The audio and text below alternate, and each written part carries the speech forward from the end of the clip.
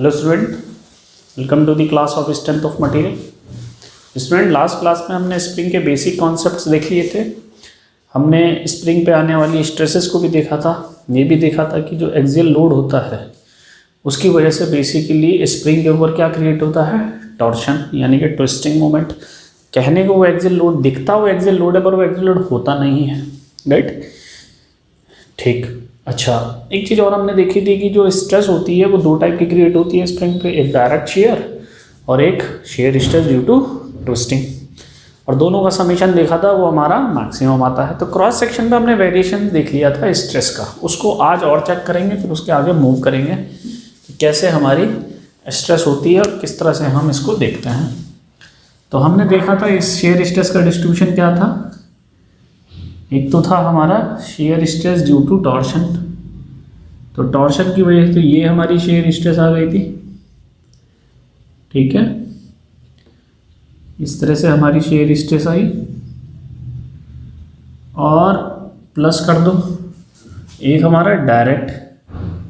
ठीक है, डायरेक्ट कैसा होगा, वो कांस्टेंट रहेगा, यूनिफॉर्म रहेगी। राइट, इस तरह की। अच्छा, एक शेयर स्ट्रेस ये आई, इनका रिजल्टेंट क्या होगा, रिजल्टेंट जो था क्या होगा, यहाँ ऐड हो जाएगी ये और यहाँ डिक्रीज कर जाएगी। तो ये कम हाइट की बनेगी, ये ज़्यादा हाइट की बन जाएगी। इसको हम मैच करा देंगे, ये शिफ्ट हो जाएगा यहाँ पे। ठीक है, तो ये आ गई हमारी इस तरह से शेयर स्ट्रेस डिस्ट्रीब्यूशन। ठीक है। अच्छा, अब ध्यान से समझना बच्चों, क्या कि हमने कहा कि ये हमारी है टाउ 1, ये कितनी है टाउ 2, तो यहाँ कितनी होगी, ये कितनी होगी, ये होगी टाउ 1 प्लस टाउ 2, और ये कितनी होगी टाउ 1 माइनस टाउ 2। ठीक है, बेसिकली देखो हमें ये नहीं पता कि ये ज़्यादा होगी कि ये ज़्यादा होगी, हाइट ज़्यादा भी तो हो सकती है, तो इसीलिए हम यहाँ माइनस लिखते हैं। ठीक है, ये भी हो सकती है कि टाउ 2 माइनस टाउ 1। ठीक है, क्योंकि ये वैल्यू ज़्यादा भी हो सकती है इससे, तो ये वैल्यू ज़्यादा भी हो सकती है, ये पॉजिटिव भी आती है, नेगेटिव भी आ सकती है। तो हम टोटल रिजल्टेंट स्ट्रेस क्या होगी, देखो हमारी जो रिजल्टेंट स्ट्रेस होगी ना, रिजल्टेंट स्ट्रेस को हम क्या लिखेंगे, वो लिखेंगे टाउ 1 प्लस माइनस टाउ 2, ये लिखेंगे। मैक्सिमम शेयर स्ट्रेस कितनी हो जाएगी बच्चों, वो तो क्लियर है, मैक्सिमम शेयर स्ट्रेस हो जाएगी इन दोनों को समर। मैक्सिमम शेयर स्ट्रेस होगी इन दोनों का summation. This is my maximum share stress tau 1 plus tau 2, और as we know tau 1 equals कितना है 8 WD upon pi D cube, और टाउ 2 है 4W upon pi D square. ये वैल्यू जो है वो हम यहाँ रख देंगे, तो जो मैक्सिमम स्ट्रेस होगी वो कितनी हो जाएगी, वो आ जाएगी हमारी 8WD divide by pi D Q plus 4W divide by pi D square. Common ले लेते हैं, यहाँ से कितना कॉमन आएगा, यहाँ से कॉमन आ जाएगा हमारा 4, 8 कॉमन ले लेते हैं, चलो W भी आ जाएगा, D भी कॉमन ले लेते हैं, यहाँ से एक और D कॉमन आएगा। ठीक है, टाउ मैक्स कितना आ जाएगा, टाउ मैक्स आ जाएगा, यहाँ से हमने 4 कॉमन ले लिया, W कॉमन ले लिया ऊपर से, नीचे से कॉमन ले लिया पाई डी स्क्वायर, तो ये कितना आ जाएगा, ये आ जाएगी 1 प्लस यहाँ से कितना बचा capital D divide by small d, ये बचा capital D divide by small d। अच्छा,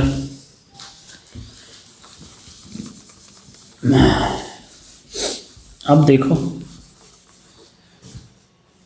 जो मैक्सिमम शेयर स्ट्रेस है ये कितनी आ जाएगी, ये आ जाएगी हमारी 4W divide by pi D square, 1 plus इसको लिख सकते हैं small D divide by capital D, small D divide by capital D.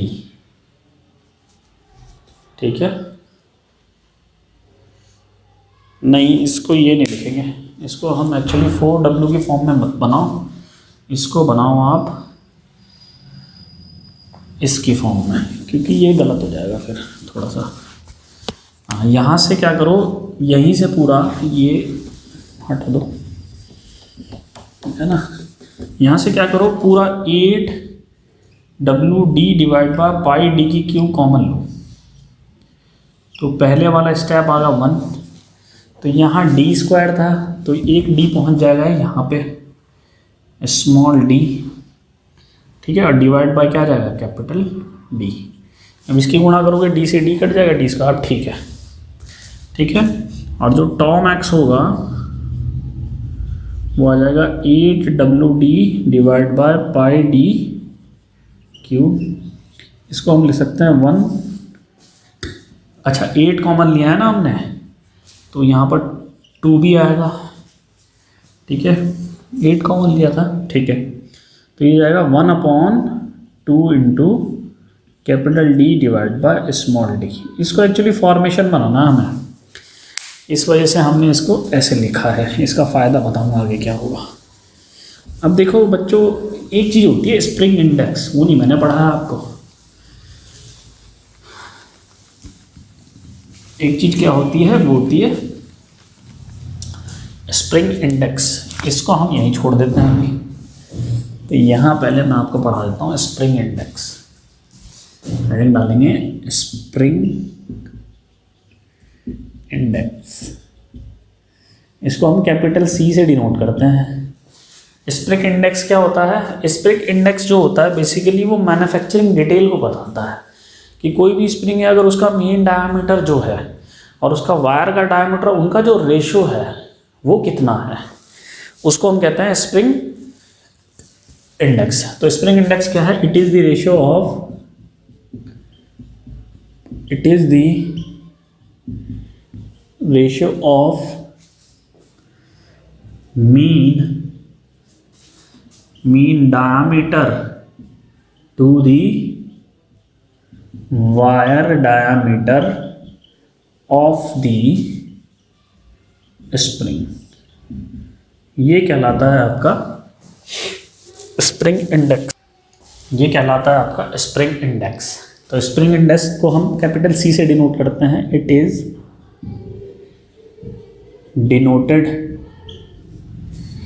Denoted by capital C. तो जो स्प्रिंग इंडेक्स है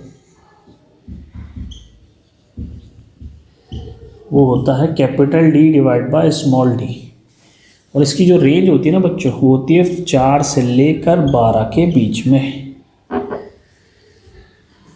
4 से लेके 12 के बीच में।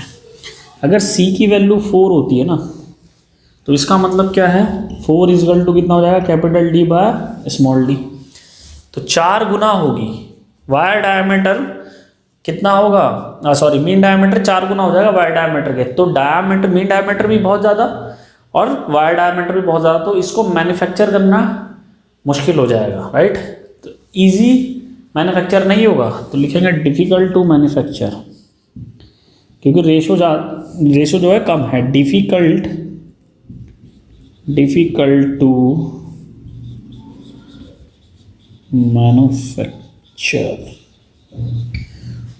मैन्युफैक्चर, क्यों, क्योंकि देखो मान लो आपने वायर डायमीटर इतना रखा, तो जो मीन डायमीटर है ना वो ज़्यादा बड़ा नहीं बनेगा, क्योंकि यहाँ 4 है, तो ज़्यादा बड़ा नहीं बनेगा, तो उसको मैन्युफैक्चरिंग करना टफ हो जाएगा, ठीक है। लेंथ में भी ज़्यादा नहीं बनेगा ये, लेंथ में क्यों नहीं ज़्यादा बनेगा, क्योंकि डी जो है वो हमारा कम, लेंथ में क्यों ज़्यादा नहीं बनेगा, क्योंकि लेंथ कितनी होती है 2πr n बताया था मैंने, तो डी जब कम होगा तो आर भी कम होगा, तो लेंथ भी ज़्यादा नहीं बनेगी, इसलिए this type of spring will not be easily manufacture.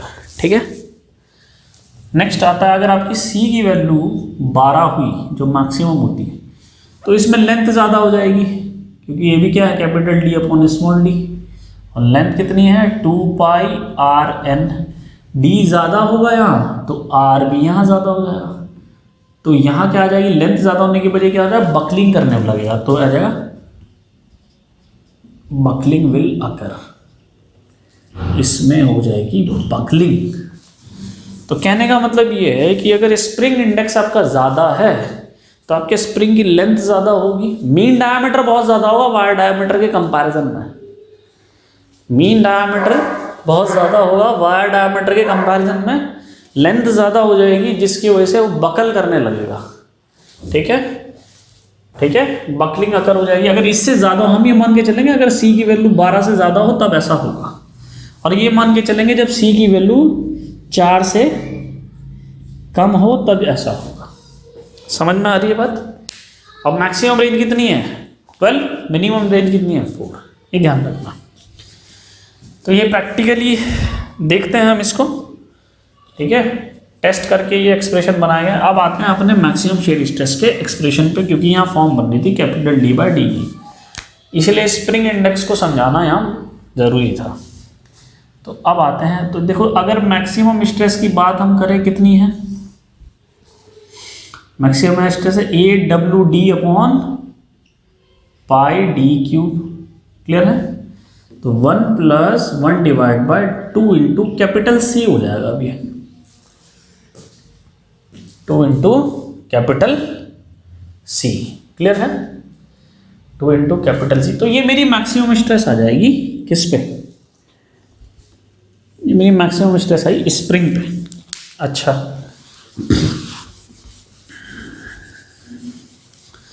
चूंकि ये पूरी बात हो रही है शेयर स्ट्रेस की, ये पूरी बात किसकी हो रही है, शेयर स्ट्रेस की, तो ये जो 1 + 2c होता है ना, 1 + 1 डिवाइड बाई 2c, इस पूरे फैक्टर को कहते हैं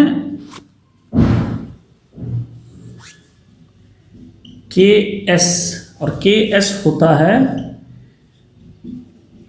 स्ट्रेस फैक्टर, इसको यहां क्या कहते हैं, स्ट्रेस फैक्टर। कौन सा, शेयर स्ट्रेस फैक्टर कहलाता है, शेयर स्ट्रेस फैक्टर। क्लियर हो रही है बात? क्योंकि टोटल जो भी कैलकुलेशन आ रही है वो शेयर स्ट्रेस आ रही है। तो बेसिकली जो मेरा मैक्सिमम शेयर स्ट्रेस होगी वो क्या होगी, वो होगी 8WD divide by pi D cube, इतनी तो थी, इंटू में KS, इंटू में KS। क्लियर हो रही है बात? ये कहानी हमें समझ में आ गई।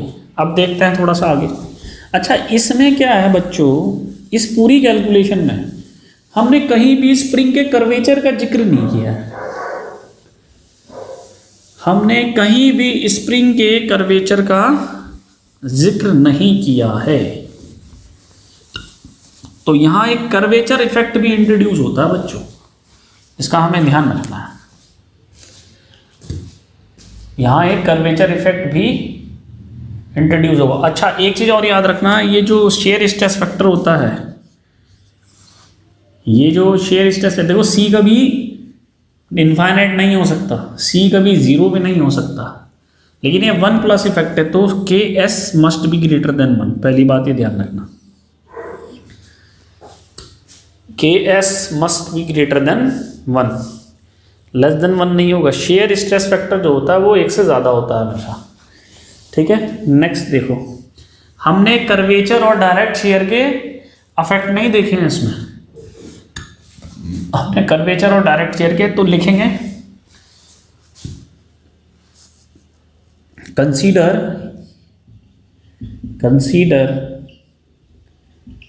Curvature effect of spring when it is subjected to axial pull, ठीक है, subjected to axial pull W। तो जब कर्वेचर इफेक्ट करते हैं तो जो मैक्सिमम शेयर स्ट्रेस होती है उसका फॉर्मूला होता है 8WD divide by pi D की क्यूब। के एस तो आ गया शेयर स्ट्रेस फैक्टर और के सी आ गया हमारा कर्वेचर फैक्टर। मल्टीप्लाई कर देते हैं कर्वेचर फैक्टर की। क्लियर हो रही है बात समझ में आ रही है मेरी? केसी क्या है? केसी है कर्वेचर फैक्टर ऑफ स्प्रिंग। जो कर्व बनता है स्प्रिंग का उसका क्या इफेक्ट, एक्चुअली जो शेयर स्ट्रेस कैलकुलेट करते हैं उससे ज़्यादा ही रहती है। थ्योरेटिकली कम स्ट्रेस कैलकुलेट होगी लेकिन प्रैक्टिकली ज़्यादा होती है, इसलिए के कर्वेचर फैक्टर को मल्टीप्लाई करना होता है। और जो ये केसी होगा ना इसकी वैल्यू भी ग्रेटर देन 1 होगी, पहली बात, ठीक है, इसकी वैल्यू भी हमारी ग्रेटर देन 1 होगी। अच्छा, अब एक साइंटिस्ट था वॉल, ठीक है, जिसने अपना फैक्टर को इन्वेंट किया था, वॉल फैक्टर के नाम से फेमस है वो। तो जो प्रोडक्ट होता है ना इन दोनों का उसे कहते हैं वॉल स्ट्रेस फैक्टर, ठीक है, wall stress factor. Wall stress factor जो होता है वो इन दोनों का प्रोडक्ट होता है और इसे के डब्ल्यू से दिखाते हैं। ये होता है के एस इंटू के सी, के एस इंटू के सी। एक्सपेरिमेंट किए वॉल ने और फिर एक नया फैक्टर को इंट्रोड्यूस किया इस इक्वेशन में, ठीक है, और ये बड़ा इंपॉर्टेंट है, इससे क्वेश्चन पूछता है, इससे क्वेश्चन पूछा जाता है। और ये जो के डब्ल्यू होता है ये उसने प्रैक्टिकली फॉर्मूला बनाया कितना, 4C-1 divide by 4C-4 plus 0.615 divide by C, divide by C, ठीक है, डिवाइड बाय सी। तो यहां पर जो मैक्सिमम स्ट्रेस थी बच्चों वो फाइनली हमें ध्यान रखनी है 8WD divide by pi D की cube into K W, where K W is 4C-1 divide by 4C-4 plus 0.615 divide by C. और यहां भी के डब्ल्यू जो होगा वो होगा ग्रेटर देन 1, वो होगा ग्रेटर देन 1, ठीक है। तो फाइनली अगर हम मैक्सिमम शेयर स्ट्रेस की बात करें ना, जो फाइनल मैक्सिमम शेयर स्ट्रेस आएगी वो आएगी 8WD divide by pi D की cube bracket 4C-1 divide by 4C-4 0.615 divide by C. ये होगी हमारी फाइनल मैक्सिमम शेयर स्ट्रेस, ठीक, इसको दिमाग में रखना है। अब देखो यहां क्या होगा, यहां पर देखो सी किसका लार्ज होगा, देखो सी अगर बहुत ज्यादा है तो मीन डायमीटर बहुत ज्यादा होगा किसके कंपैरिजन में, वायर डायमीटर के कंपैरिजन में। तो इसका मतलब हम बात कर रहे हैं लाइट स्प्रिंग की, सॉरी, इसका हम बात कर रहे हैं लाइट स्प्रिंग की, ठीक है। तो लाइट स्प्रिंग का जो सी होता है वो होता है वेरी लार्ज, और अगर सी की वैल्यू कम है तो मीन डायमीटर भी होगा कम।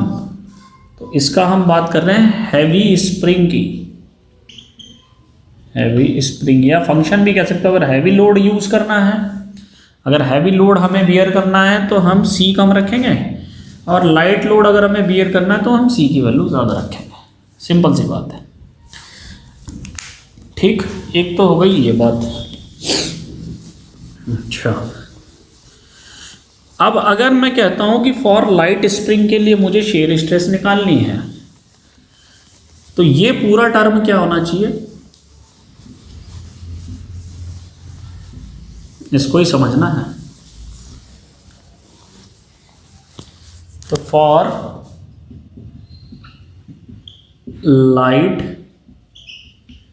स्प्रिंग,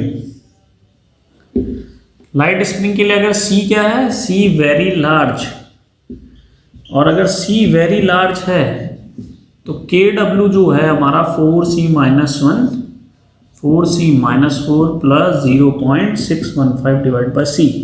इसकी वैल्यू क्या होगी, देखो अगर C बहुत ज़्यादा होगा तो ये जो टर्म होगा और ये जो टर्म होगा वो ऑलमोस्ट इक्वल हो जाएंगे। C बहुत ज़्यादा है, जब बहुत ज़्यादा है तो ये भी इन्फिनेटिव, ये भी इन्फिनेटिव, ठीक है, तो ये 1 के आसपास है। तो KW होगा फॉर लाइट स्प्रिंग के लिए 1, ये टर्म हो जाएगा 1 पहला, प्लस 0.615 डिवाइड बाई C, ये आ जाएगा हमारा KW। ठीक है, ये आ जाएगा हमारा KW। तो इस केस में हमारी जो मैक्सिमम शेयर स्ट्रेस आएगी लाइट स्प्रिंग के लिए, लाइट स्प्रिंग के लिए ये कितना आ जाएगा, 8WD divide by pi D की क्यूब 1 प्लस 0.615 अपॉन D। बात करते हैं हैवी स्प्रिंग की। For heavy spring, heavy spring के लिए क्या होगा, देखो C जो होगा वो बड़ा कम होगा, C होगा वेरी लेस, और जब C बहुत कम होगा तो ये टर्म हो जाएगा 0, टर्म क्या हो जाएगा 0 के बराबर। ठीक है, हाँ, जब C बहुत कम होगा तो ये कितना हो जाएगा, ये हो जाएगा माइनस से माइनस 1/4 हो जाएगा, ये 4C जो है वो 0 हो जाएगा। तो यहाँ जो KW होगा वो कितना आ जाएगा, KW जो होगा वो आ जाएगा 1/4, और C अगर बहुत कम है तो ये हो जाएगा, ठीक है, हाँ ठीक है, ये वैल्यू हो जाएगी 1/4 प्लस 0.615 डिवाइड बाई C। ठीक है, तो ये हम यूज़ करेंगे for heavy and light weight spring. Wall factor होता है, इंपॉर्टेंट है, यही पूछ ले, देखो ये फॉर्मूला बड़ा इंपॉर्टेंट है, इसको ध्यान रखना बस, ये ही पूछ लिया जाता है पेपर में, वॉल फैक्टर। ठीक है, तो ये हमने शेयर स्ट्रेस निकाल ली। ठीक है, अब देखो इसका डिज़ाइन कैसे करते हैं। डिज़ाइन में हम क्या करेंगे, हम डायामीटर निकालते हैं, किसका, वायर डायामीटर। किसका निकालते हैं, वायर का डायामीटर। स्प्रिंग इंडेक्स मान के चलेंगे कुछ, वो हमें मालूम होता है। तो स्मॉल d जो है in terms of, capital D जो होता है वो in terms of small d हमें मालूम होता है। डिज़ाइन स्टेप बहुत इजी है। सबसे पहला स्टेप क्या होता है, फर्स्ट स्टेप होता है सेलेक्ट सुटेबल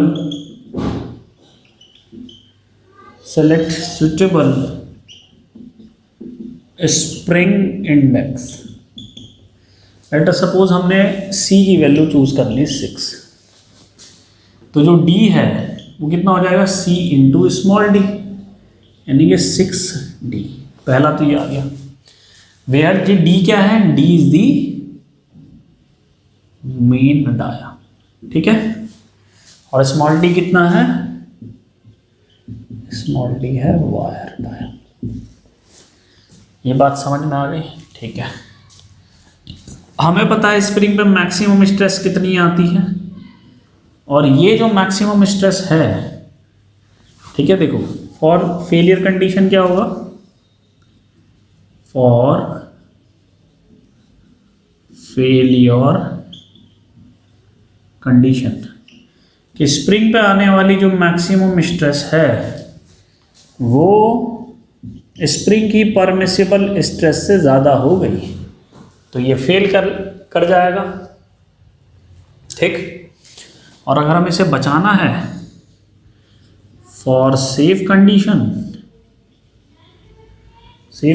में जो आ रही है मैक्सिमम स्ट्रेस वो लेस देन इक्वल टू होनी चाहिए परमिसिबल स्ट्रेस के।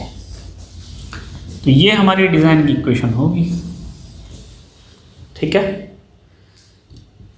ये हमारी डिज़ाइन की इक्वेशन होगी। सी हमारे पास आई गया, सी आ गया। ये कंडीशन देखो, ये तो अभी मैं बता रहा था। सेकेंड स्टेप क्या होगा, बी, कैलकुलेट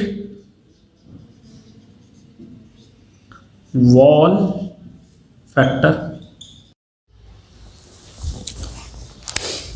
सेकेंड स्टेप क्या है, कैलकुलेट वॉल फैक्टर। ठीक है, वॉल फैक्टर के डब्ल्यू कितना होगा, 4c-1 divide by 4c-4 plus 0.15 divide by 6। सी की वैल्यू क्या होगी, 6। ठीक है, के डब्ल्यू कैलकुलेट कर लेंगे यहाँ से जितना भी आएगा। फिर उसके बाद ये कंडीशन लेंगे। थर्ड स्टेप में क्या करेंगे, थर्ड स्टेप में हम डिज़ाइन इक्वेशन लगाएंगे। डिज़ाइन इक्वेशन क्या होगी, मैक्सिमम स्ट्रेस लेस देन क्या होनी चाहिए, परमिसिबल स्ट्रेस से कम या उसके बराबर। और परमिसिबल स्ट्रेस क्या होती है, परमिसिबल स्ट्रेस होगी shear yield strength divide by factor of safety, divide by factor of safety. Factor of safety को हम कैपिटल एन से भी दिखाते हैं। ठीक, ये हो गई हमारी डिज़ाइन इक्वेशन। देखो यहाँ से हम क्या निकालेंगे, वायर का डायामीटर निकालेंगे। मैक्सिमम शियर स्ट्रेस कितनी है बच्चों, मैक्सिमम शियर स्ट्रेस है 8W d divide by pi d cube into KW less than equal to sigma yield strength divide by factor of safety. सारी चीज़ पता है हमें, W भी पता है। हम यहाँ से स्मॉल d निकालेंगे। कैपिटल D कितना हो जाएगा, कैपिटल D हो जाएगा 6 इंटू स्मॉल d, ऊपर रखा है हमने।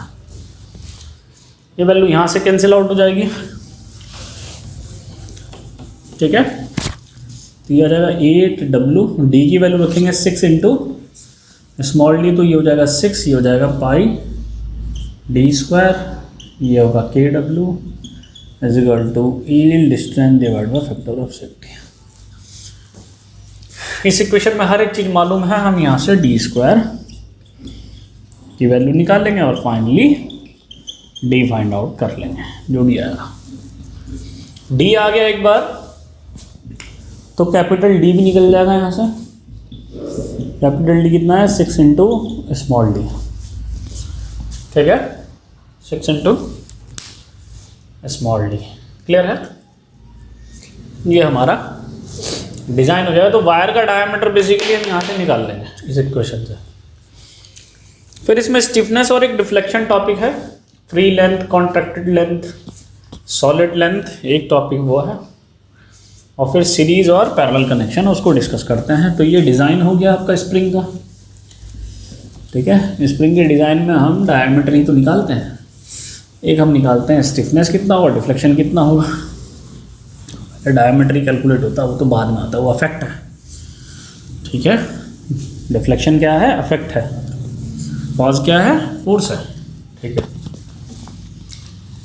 देखो सबसे पहले हेडिंग डालेंगे इसमें हम free length, free length of spring. अब स्प्रिंग का डायग्राम नहीं बनाऊंगा, वो आपके PDF नोट में बना हुआ है, मैं आपको लॉजिक बता दूंगा यहाँ पे क्या है।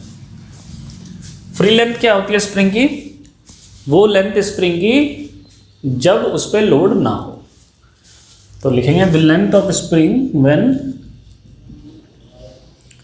The length of spring when there is no loading on the spring। ठीक है, इसको हम लिख देते हैं लेंथ ऑफ फ्री, यानी कि फ्री लेंथ है तो इसे एल एफ से डिनोट करते हैं। It is denoted by L F. पूरी लैंग्वेज लिखो, it is denoted by L F. For example, ये एक मेरा स्प्रिंग है, ठीक है, इस पे लोड 0 है, ये W है, अभी 0 है, तो इस केस में जो ये मेरी लेंथ है, इस लेंथ को कहते हैं फ्री लेंथ। ठीक, इस लेंथ को क्या कहते हैं? Free length. एक आती है आपकी सॉलिड लेंथ।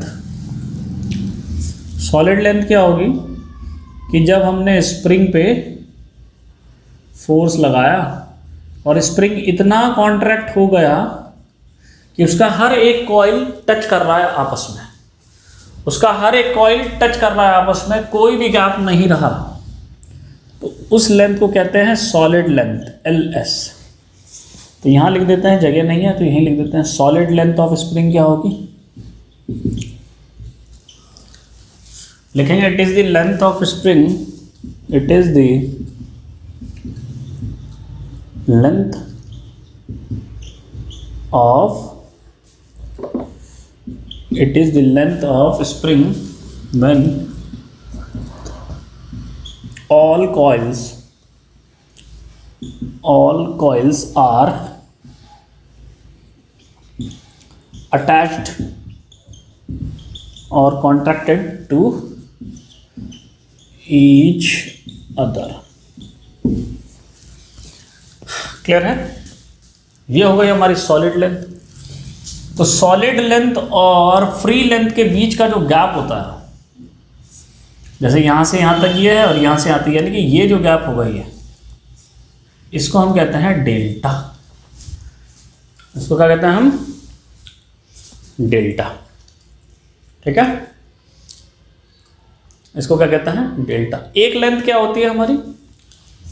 एक लेंथ होगी कॉन्ट्रैक्टेड लेंथ। कॉन्ट्रैक्टेड लेंथ क्या होगी कि लोड तो है पर सारे कॉइल टच नहीं हो रहे आपस में, कुछ ना कुछ गैप है, ठीक है, उसको कहते हैं कॉन्ट्रैक्टेड लेंथ। इसको किससे डिनोटेट करते हैं? It is denoted bye LS। ठीक है, it is denoted bye LS। अच्छा, एक लेंथ होती है हमारी कॉन्ट्रैक्टेड लेंथ।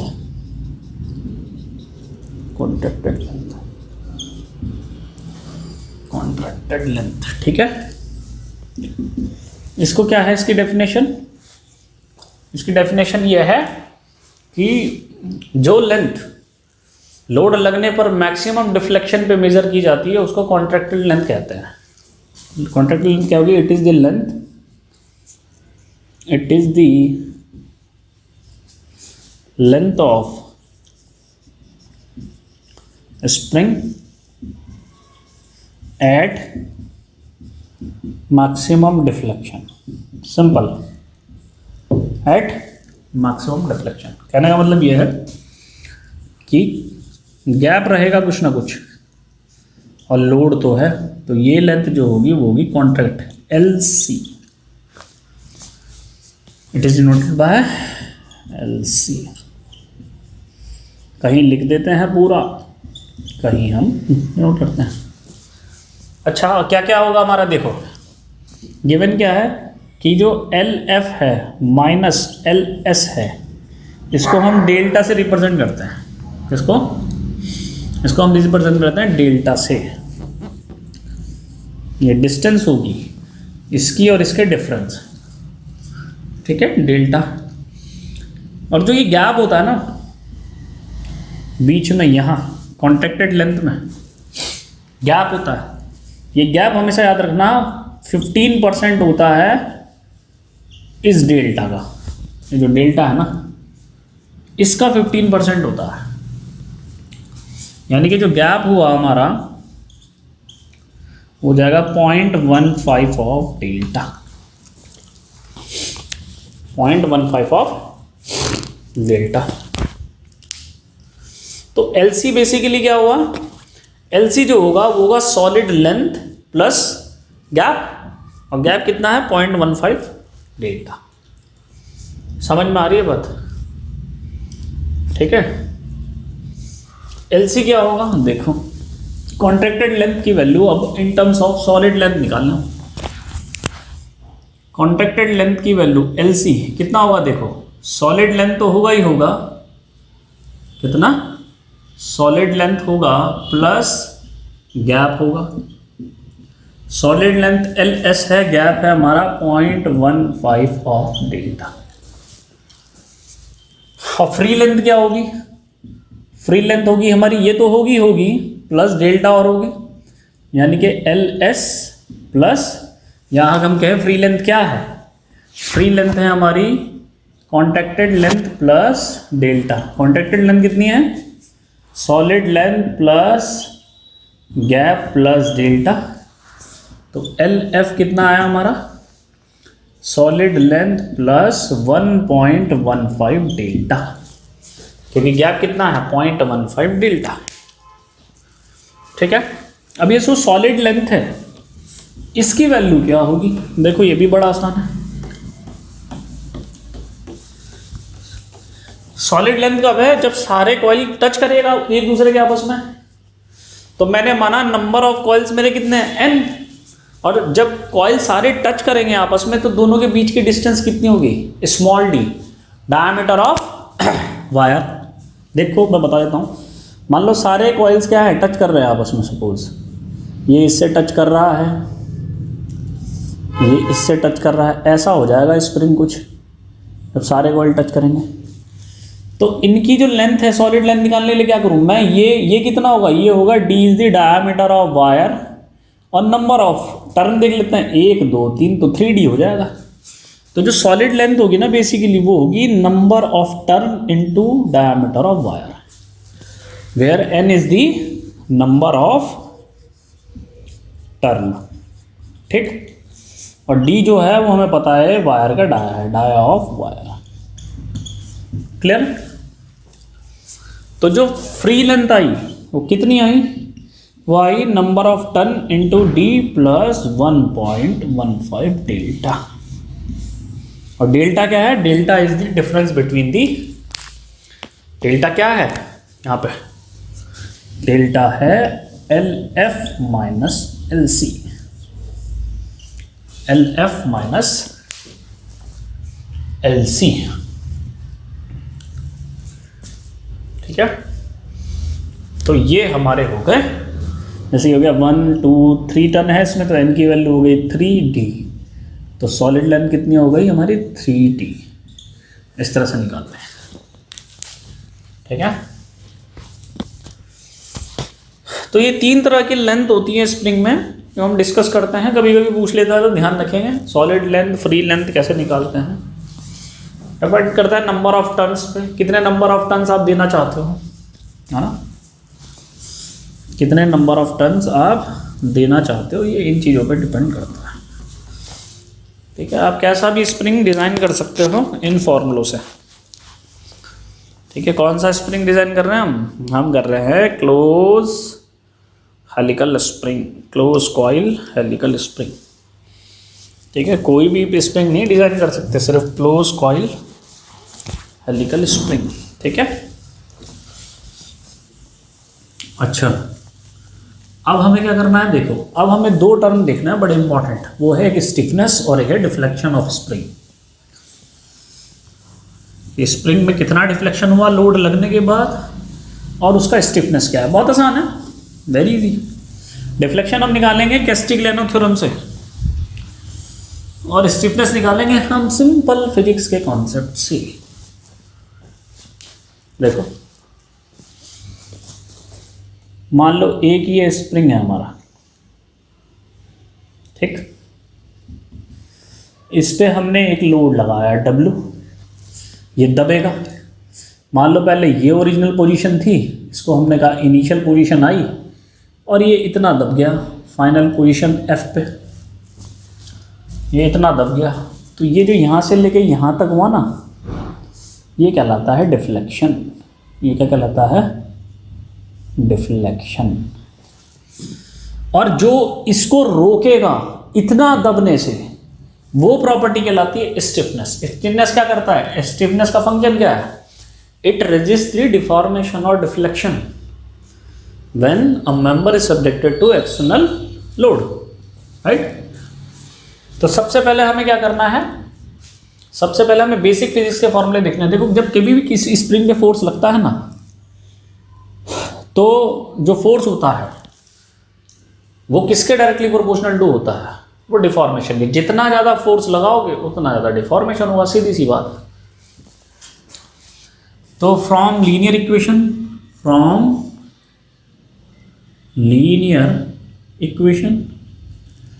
इक्वेशन क्या बताती है? लीनियर इक्वेशन हमें सीधा सीधा बताती है कि W होगा डायरेक्टली प्रोपोर्शनल टू x के, ठीक है। और x को हम क्या मानेंगे? x को हम मानेंगे डेल्टा। डिफॉर्मेशन यही तो है, यहाँ पे डिफ्लेक्शन। तो जितना ज़्यादा हम एक्सटर्नल लोड लगाएंगे उतना ज़्यादा डिफ्लेक्शन होगा मेरा। अब ये प्रोपोर्शनैलिटी का साइन हटाना है तो क्या इंट्रोड्यूस होगा? एक कांस्टेंट, वो प्रॉपर्टी होनी चाहिए। तो ये जो W जब हटाएंगे ना हम, ये हो जाएगा स्टिफनेस इनटू डिफ्लेक्शन।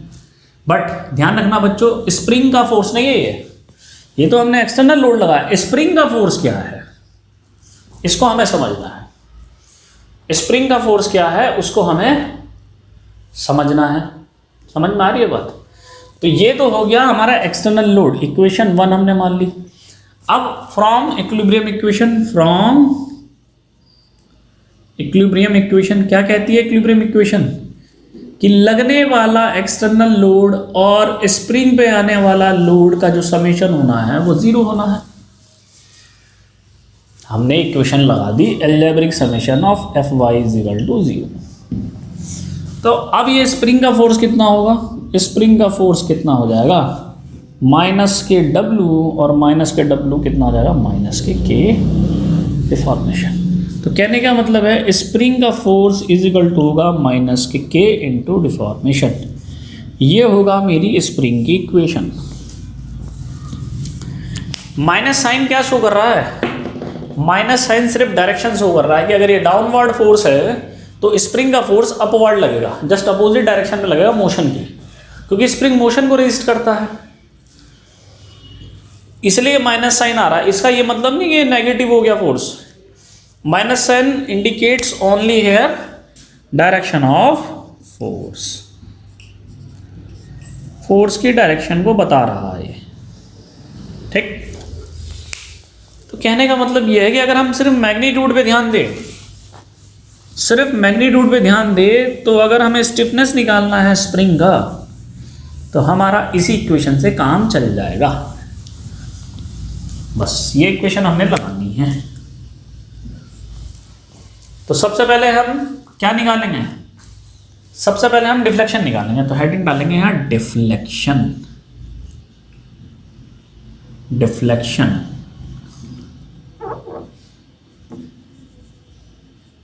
ठीक। डिफ्लेक्शन क्या है आपको मालूम ही है। फोर्स लगेंगे तो कुछ ना कुछ डिफ्लेक्ट होगा स्प्रिंग। तो उसकी डेफिनेशन नहीं जाना है, हमें ये निकालनी है। किससे निकालेंगे हम डिफ्लेक्शन? हम निकालेंगे बाय कैस्टिग्लियानो थ्योरम। अब मैंने आपको सिखाई थी तो मैं आपको लगाना सिखा देता हूं कि यहां भी हम लगाएंगे कैस्टिग्लियानो थ्योरम। आसान रहेगी। कैस्टिग्लियानो थ्योरम से स्ट्रेन एनर्जी हमें मालूम होनी चाहिए। तो एक्सियल लोड की वजह से क्या क्रिएट हो रहा है स्प्रिंग पे? Twisting moment, torque. क्या हो रहा है? Twisting moment. तो लिखेंगे strain energy due to twisting. ठीक है। अब ये मत कहना सर W लगा हुआ था, ये कहां से आ गया? कितनी आती है स्ट्रेन एनर्जी ट्विस्टिंग की वजह से? T² L डिवाइड बाय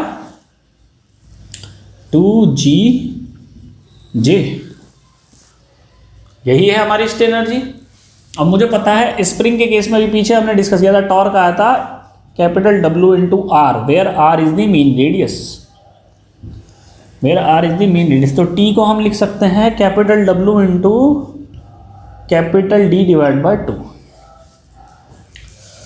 ये वैल्यू यहाँ पुट कर देंगे। और लेंथ कितनी थी हमारी, लेंथ थी 2 पाई आर एन, ये मैं पिछली क्लास में बता चुका हूँ। तो 2 पाई आर को हम लिखेंगे पाई डी एन, बस ये वैल्यूज यहाँ रख देंगे। एल की वैल्यू और टी की वैल्यू पुट कर देंगे। तो U इजिकल टू कितना आया देखो, T कितना है, T है W into capital D by 2 का whole square into L, L कितना है pi D small N divide by कितना आया 2GJ डिवाइड बाय 2GJ। अब कैस्टिग्लियानो थ्योरम कहती है कि डिफ्लेक्शन कब फाइंड आउट हो सकता है, जब हम स्ट्रेन एनर्जी को लोड के रिस्पेक्ट में डिफरेंशिएट कर दें। इस इक्वेशन को पहले सिंप्लीफाई कर लेता है। तो U इजकल टू कितना आ जाएगा, ये आ जाएगा D स्क्वायर बाय 4, नीचे 2 और है तो आ जाएगा 8, ऊपर D की क्यूब पाई D की क्यूब बन जाएगा ऊपर। तो ये आ जाएगा W स्क्वायर पाई D की क्यूब,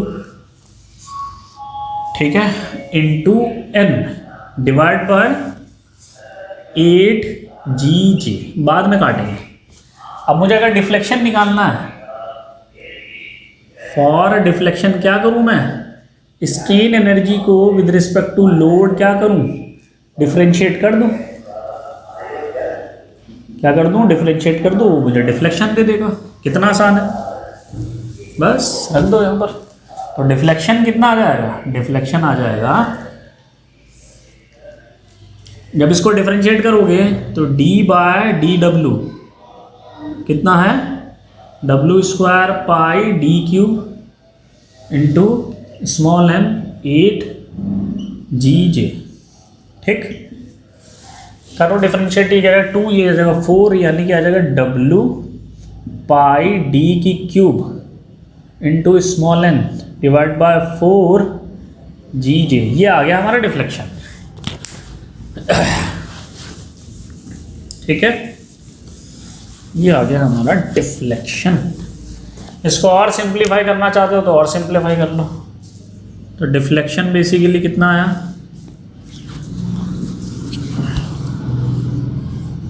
डिफ्लेक्शन आ गया हमारा W पाई D की cube N divide by 4G। J कितना होगा, पाई बाय 32 D की पावर 4। J हम किसका लेंगे, वायर के डायमीटर का। पाई से पाई कैंसिल आउट हो गया, 32 ऊपर गया, 4 इधर, ये 8 आ गया, तो वैल्यू आ जाएगी 8। तो फाइनली जो डिफ्लेक्शन आएगा वो कितना आएगा, डिफ्लेक्शन आ जाएगा 8W D की क्यूब स्मॉल n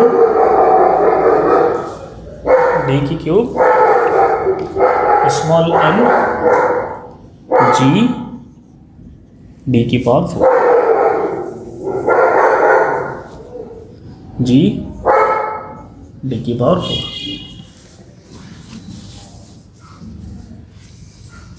ठीक है। ये आ जाएगा हमारा डिफ्लेक्शन। ये कितना हो गया हमारा डिफ्लेक्शन, क्लियर है। तो ये डिफ्लेक्शन को किससे शो करते हैं, डेल्टा से। यहाँ डेल्टा भी लिख लेना। तो डेल्टा इज इक्वल टू कितना आया, 8W D की cube small n G D की पावर 4, ठीक हो गई बात, ठीक है। इन टर्म्स ऑफ रेडियस भी लिख सकते हैं, 64 आ जाएगा, ठीक है, पाई कैंसिल हो गया।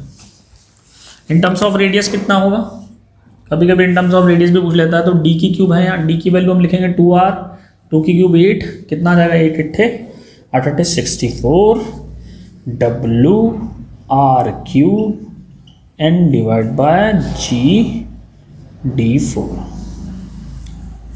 ये आ गया आपका डिफ्लेक्शन, ठीक है। अच्छा, जब हम डिज़ाइन कर लेते हैं तो हमें क्या मिल जाता है, वायर का डायमीटर, ठीक है। लोड हमें पता ही होता है, इस इक्वेशन में ध्यान देखो, मीन डायमीटर हम लेके चलते हैं, ये भी हमें पता होता है, मटेरियल भी पता है, एन नंबर ऑफ टर्न हमारे हाथ में है कि नंबर ऑफ टर्न, हम जो टर्न होते हैं हम बढ़ा और घटा सकते हैं। तो यहां से हम ये कह सकते हैं कि जो डिफ्लेक्शन है वो डायरेक्टली प्रोपोर्शनल टू एन होगा। जितने नंबर ऑफ टर्न हमारे ज्यादा होंगे उतना ज्यादा मेरा डिफ्लेक्शन होगा, ठीक है। और जितना ज्यादा डिफ्लेक्शन होगा उतना कम मेरा स्टिफनेस होगा फॉर कांस्टेंट लोड। देखेंगे क्योंकि स्टिफनेस और डिफ्लेक्शन जो होते हैं वो एक दूसरे के इनवर्सली प्रोपोर्शनल टू होते हैं। तो यानी कि हमारी जो स्टिफनेस है बेसिकली वो inversely proportional to number of turn होना चाहिए। इसको हम प्रूफ करेंगे अभी। फिजिक्स तो यही कहती है। कैसे, देखो, देख लेते हैं इसको भी। हेडिंग डालेंगे स्टिफनेस, स्टिफनेस।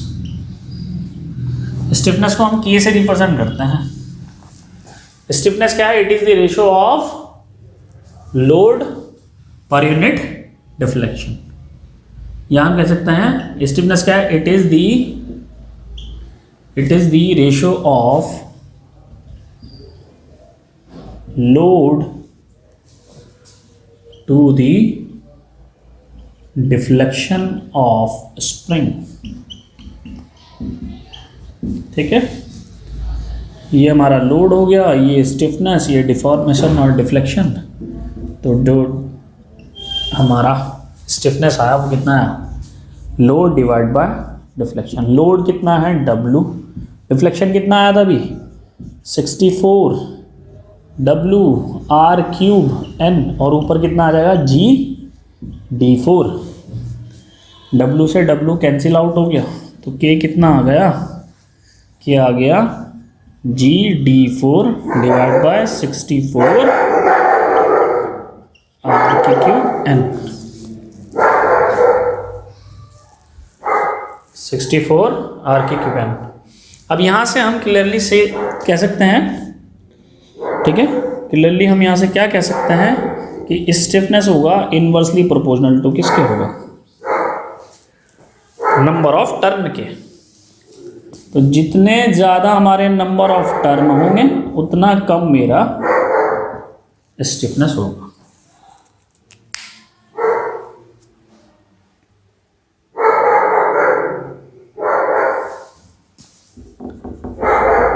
ठीक है, जितने ज़्यादा मेरे नंबर ऑफ टर्न होंगे उतना मेरा कम स्टिफनेस होगा। ये हमारी इक्वेशन यहाँ भी वैलिड कर रही है। ऐसे ही जितने कम नंबर ऑफ टर्न होंगे उतना मेरा कम डिफ्लेक्शन होगा और उतना ही ज़्यादा मेरा स्टिफनेस होगा। ठीक है, कब करना है हम ऐसा? जब हमारा लोड क्या है? कांस्टेंट।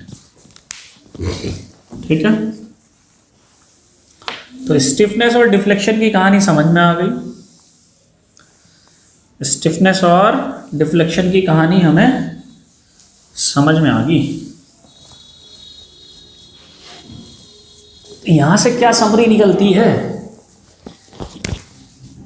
ठीक है, यहां से क्या समरी निकलती है कि जो डिफ्लेक्शन है डेल्टा वो कितना आएगा?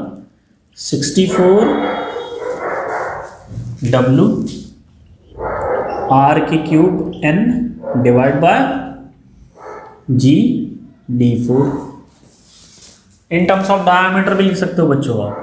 8 W D cube small n divide by कितना आ जाएगा? G D4। ठीक है, और जो डिफ्लेक्शन है वो डायरेक्टली प्रोपोर्शनल टू होगा नंबर ऑफ टर्न के। स्टिफनेस कितना आया? स्टिफनेस के, इसका जस्ट अपोजिट और W हटा दो इसमें से, तो G D4 divide bye 64 R की क्यूब N। 64 R की क्यूब N उसके टर्म में भी लिख सकते हैं, किसके? डायमीटर के। इसका अपोजिट और W हटाओ, कितना आ गया? G D4 divide by 8 D की क्यूब एन, दोनों फॉर्मूले याद होने चाहिए आपको। और यहाँ से clearly we can say that stiffness is inversely proportional to the number of turn. यहाँ एक इंपॉर्टेंट चीज है, देखो अब मजेदार चीज बताता हूँ यहाँ पे, ठीक है। देखो जैसे जैसे यहाँ पर एक नोट पॉइंट करके लिखना है, ये बहुत इंपॉर्टेंट है, इससे सवाल आता है 100% स्प्रिंग से आएगा तो इसके क्वेश्चन ज़्यादा रहते हैं। देखो अगर नंबर ऑफ टर्न्स को बढ़ाएं तो स्टिफनेस कम हो जाएगा, और नंबर ऑफ टर्न्स को घटाएं तो स्टिफनेस ज़्यादा हो जाएगा। कहने का मतलब क्या है कि मेरे पास सपोज एक स्प्रिंग है, ठीक, मैंने इस स्प्रिंग पे एक फोर्स लगाया W, तो अगर मैंने इसके नंबर ऑफ टर्न्स घटाने के तरीके क्या हैं, मैं इसको कट कर दूं दो हाफ में, एक हिस्सा ये बना दूं, दूसरा हिस्सा ये बना दूं, तो नंबर ऑफ टर्न जो है कम हो गए, इस स्प्रिंग में कम हो गए। अब कट करने का मतलब ये नहीं है कि ये एक ही साथ है, कट कर दिया, इससे निकाल दिया, नंबर ऑफ टर्न्स को रिड्यूस कर दिया। कट करने का मतलब है नंबर ऑफ टर्न्स को रिड्यूस कर दिया, तो स्टिफनेस कितना बढ़ेगा। देखो अगर मुझे मालूम है कि K is inversely proportional to क्या होगा 1/n, तो मैं कह सकता हूं कि K1 कितना होगा, K1 कितना होगा 1/n है ना। तो जब ये आधा हो गया तो ये डबल हो जाएगा। जब नंबर ऑफ टर्न्स हमने आधे कर दिए तो स्टिफनेस हमारा डबल हो जाएगा। समझ में आ रही है बात। जब नंबर ऑफ टर्न्स मैंने कर दिए आधे, 1/2 आ गई इसकी वैल्यू, तो जब ये 1/2 आएगी तो K की वैल्यू कितनी आ जाएगी, K की वैल्यू आ जाएगी 2। यानी कि जब नंबर ऑफ टर्न्स हमने आधे कर दिए तो K की वैल्यू हो जाएगी हमारी डबल। ठीक है, तो इस इक्वेशन को कैसे लिखें, K is inversely proportional to n है ना, तो मैंने कहा कि K1 इज इक्वल टू, जब प्रोपोर्शनैलिटी के साइन हटाते कोई कांस्टेंट ले आते हैं, मान लो A है वो कांस्टेंट, A/n1, ऐसे K2 कितना आ जाएगा A/n2। तो इन दोनों को जब रेशियो लोगे तो K1/K2 कितना हो जाएगा n2/n1। n2 क्या कर दिया आधा, n1/2, और ये हो गया n1, ये आ गया 1/2। तो K2 कितना आ गया, K2 आ गया 2K1। कब, जब n2 क्या था n1/2। समझ में आ रही है बात। अब मैं कहूं कि आधे से और आधे कर दूं तो K2 कितना आ जाएगा, K2 आ जाएगा 4K1, अगर मैंने नंबर ऑफ टर्न्स को कर दिया पहले से 1/4। समझ में आ रही है बात, क्लियर हो रही है बात। तो मैं जनरलाइज फॉर्मूला क्या बना सकता हूं कि जो मेरा K होगा, कौन सा रिजल्टेंट K डैश कर दिया हमने, ये हो जाएगा n टाइम्स ऑफ K। ये हमारा एक जनरलाइज फॉर्मूला हो जाएगा n टाइम्स ऑफ K। ठीक है, n टाइम्स ऑफ K। और ये जो n की वैल्यू है ना बच्चों, वो ये है ये। तो अगर कंफ्यूज ना हो तो n की जगह कुछ और लिख लो, है ना। तो बच्चों ये जो स्टिफनेस आएगा ना, रिजल्टेंट स्टिफनेस, ये आ जाएगा हमारा, इसको लिख लो आप, इसको क्या टाइम है,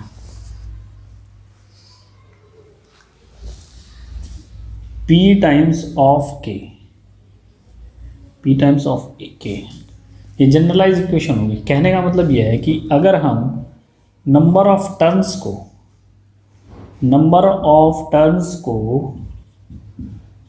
P टाइम से रिड्यूस कर दें, नंबर ऑफ टर्न्स को P टाइम से रिड्यूस कर दें, तो जो हमारा स्टिफनेस होगा K2 वो हो जाएगा P टाइम्स ऑफ K1। ध्यान रखना, अगर आधा करेंगे नंबर ऑफ टर्न्स को तो स्टिफनेस डबल होगा, अगर 1/4 करोगे स्टिफनेस को तो स्टिफनेस फोर्थ मल्टीप्लिकेशन ऑफ 4 से होगा, 1/3 करोगे तो 3 टाइम्स होगा।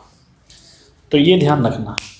इसका मतलब अगर जितने नंबर ऑफ टर्न्स कम होंगे उतना स्टिफनेस हमारा ज़्यादा होगा। ये भी ध्यान रखना, जितने नंबर ऑफ टर्न्स कम होंगे उतने स्टिफनेस हमारा ज़्यादा होगा। तो यह ध्यान रखना, ये इंपॉर्टेंट है, इससे क्वेश्चन आता है। ये मैंने बता दिया आपको, ठीक है। इसका ध्यान रखना है। स्टिफनेस भी देख लिया हमने, डिफ्लेक्शन भी हमने देख लिया। एक इसमें थोड़ा टर्म लगा है सीरीज और पैरेलल कनेक्शन, उसको भी देख लेते हैं फटाफट, लास्ट टॉपिक है। उसके बाद आज आपका स्ट्रेंथ ऑफ मटेरियल मेरी तरफ से ख़त्म हो जाएगा, ठीक है। उसको भी हम एक बार चेक कर लेते हैं।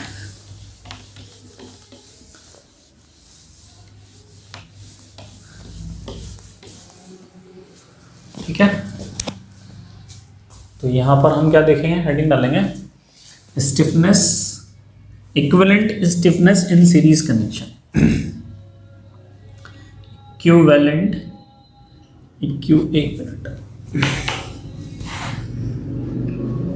Equivalent stiffness in series. Series में कई सारे हमने स्प्रिंग लगा दिए, तो उसका इक्विवेलेंट स्टिफनेस क्या होगा, ठीक है। ये है इसका मोटिव। देखो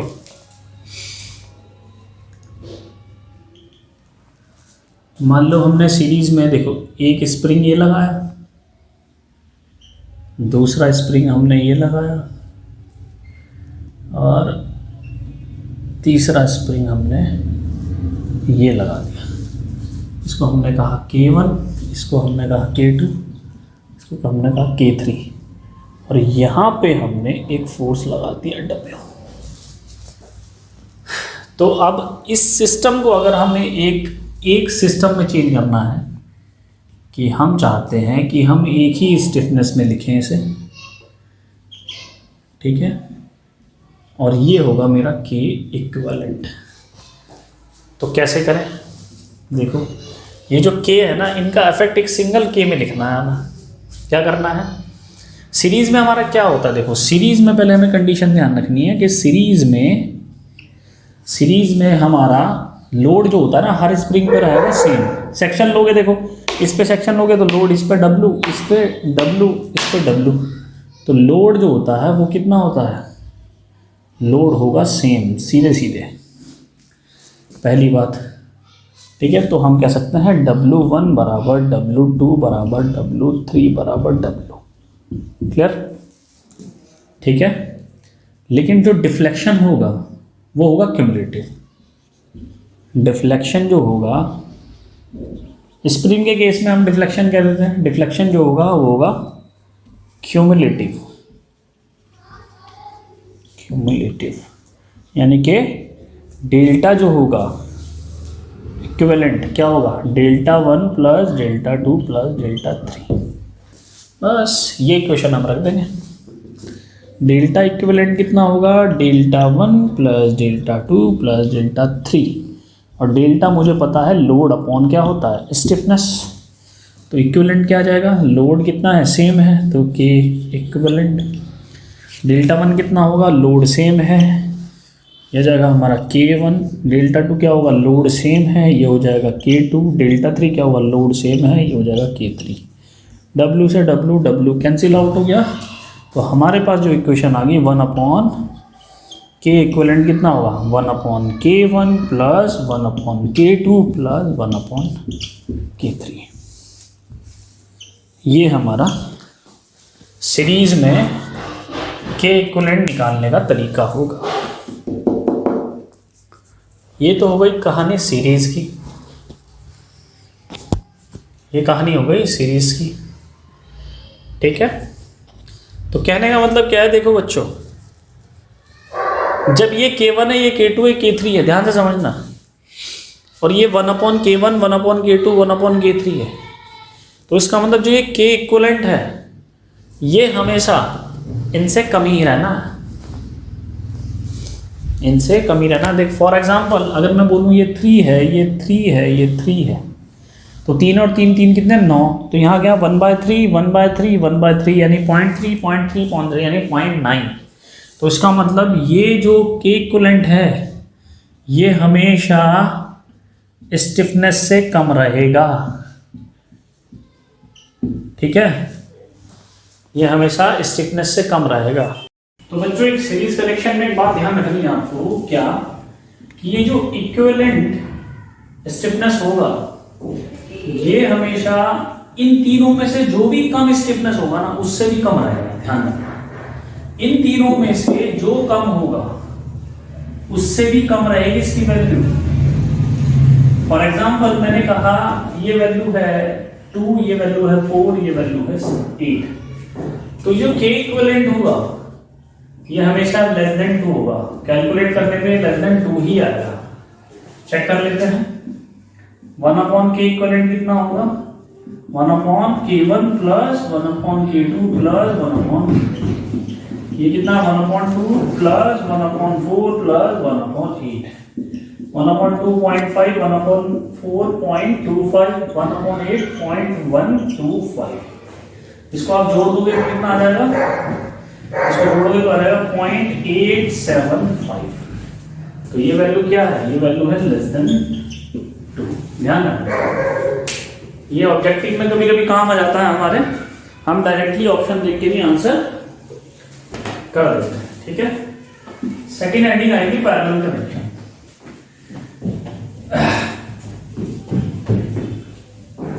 पैरेलल कनेक्शन में क्या होता है, देखो मान लो आपके 2 स्प्रिंग हैं, एक स्प्रिंग हमने ये लगा दिया और एक स्प्रिंग हमने ये लगा दिया, ये हमारा पैरेलल कनेक्शन, और यहाँ हमने एक लोड लगा दिया W। ठीक है, अब हमने कहा इसे ये K1 है, ये K2 है। अब हमें क्या चाहिए, हमें एक इक्विवेलेंट डायग्राम चाहिए। जैसे पहले निकालना है हमें W का, इस केस में क्या होगा, देखो कंडीशन ध्यान रखनी है। पैरेलल कनेक्शन में क्या होता है, पैरेलल कनेक्शन में हमारा डिफ्लेक्शन हमेशा समान होता है। डिफ्लेक्शन जो होगा वो होगा Δ1 बराबर Δ2 बराबर Δ। ठीक है, और जो सेकंड पॉइंट है वो है आपका लोड। लोड होता है इसमें क्यूमुलेटिव, ये डिस्ट्रीब्यूट हो जाता है। लोड क्या होता है, वो होता है क्यूमुलेटिव। ठीक है, तो W जो होगा वो होगा W1 plus W2। Load cumulative रहता है पैरेलल कनेक्शन में। सीरीज कनेक्शन में लोड सेम रहता है, डिफ्लेक्शन क्यूमुलेटिव होता है। पैरेलल कनेक्शन में लोड क्यूमुलेटिव रहेगा, डिफ्लेक्शन सेम रहेगा। तो ये वाली इक्वेशन उठाएंगे। ठीक है,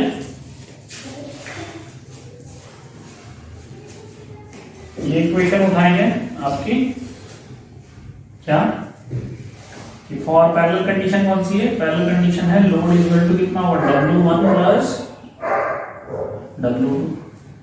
अब मुझे मालूम है कि लोड क्या होता है हमारा, स्टिफनेस इनटू डिफ्लेक्शन। तो यहाँ कितना आ जाएगा, यहाँ हम बात करें इक्विवेलेंट की, तो स्टिफनेस कितना है ये। ठीक है, equivalent sorry deflection into equivalent stiffness, ये कितना होगा, ये होगा डिफ्लेक्शन 1 इंटू K1, ये होगा डिफ्लेक्शन 2 इंटू K2। लेकिन डिफ्लेक्शन सबके बराबर है, डिफ्लेक्शन सबके बराबर है, तो ये कैंसिल आउट हो गया। तो जो इक्विवेलेंट स्टिफनेस आया वो आया हमारा K1 प्लस K2। कितना है, K1 प्लस K2। याद रखना, जो इक्विवेलेंट होता है वो होता है हमारा K1 plus K2। Just like capacitor, capacitor में जैसे हम कैलकुलेट करते हैं ना, इक्विवेलेंट कैपेसिटर निकालते हैं, कैपेसिटेंस नॉट कैपेसिटर, कैपेसिटेंस निकालते हैं जब हम इक्विवेलेंट, वैसे ही जैसे 12th में हमने पढ़ा है। तो ये पैरेलल कनेक्शन की इक्वेशन होगी। और एक चीज ध्यान रखना कि जो इक्विवेलेंट स्टिफनेस होगा पैरेलल कनेक्शन में वो मैक्सिमम होगा इन दोनों के स्टिफनेस से। ऐसे लिख देते हैं, मैक्सिमम होगा K1 और K2 से। यानी मतलब अगर ये 2 है, ये 4 है, तो स्टिफनेस 4 से ज्यादा आएगा, 6 जो आंसर होगा। ठीक है, बस ऑप्शन देख के हम आंसर लगा सकते हैं। ठीक है, ऑप्शन देख के हम यहाँ से लगता है। तो ये आपके पैरेलल और सीरीज कनेक्शन है। ये कंडीशन ध्यान रखना, ये पेपर में पूछी जाती है, इंपॉर्टेंट, ये क्वेश्चन पूछी जाती है। और कभी कभी अगर क्वेश्चन आता है इक्विवेलेंट स्टिफनेस निकालने को, तो directly we can solve this question from the option method. तो बच्चों today is the last class of strength of material, right. मेरी तरफ से according to me strength of material course जो है वो फिनिश हो गया, राइट। अब इसकी एक LDRC है वो डिस्कस करेंगे 2 आवर्स की स्प्रिंग की। उसके बाद आपका जो भी कोर्स का कंटेंट है वो लगभग खत्म हो चुका है। थोड़ा बहुत अगर रहता है जैसे लीव स्प्रिंग रहता है, लीव स्प्रिंग में पढ़ाता नहीं और लीव स्प्रिंग कहीं पूछा भी नहीं जाता, ठीक है। लीव स्प्रिंग कहीं नहीं पूछा जाता, ज़्यादा उसका मटेरियल पूछ लेते हैं, तो उसके क्वेश्चन हम डिस्कस कर लेंगे LDRC में। कोई इतना खास टॉपिक नहीं है वो। तो बच्चों आज का जो एक ये है कि स्ट्रेंथ ऑफ मटेरियल कोर्स खत्म हो गया, और मैं ये आशा करता हूँ कि आपका जो भविष्य है बहुत ज़्यादा उज्जवल रहे और आप बहुत मेहनत करें, अपने पेरेंट्स का नाम ऊंचा करें, राइट। बहुत मेहनत करो बच्चों। जब आप मेहनत करते हो ना तो आपके साथ पूरा परिवार खुश होता है। जब आप एक सक्सेस पा जाते हो तो उसमें आप खाली अकेले सक्सेस नहीं पा रहे हो, उसमें आपकी पूरी फैमिली सक्सेस हो रही है।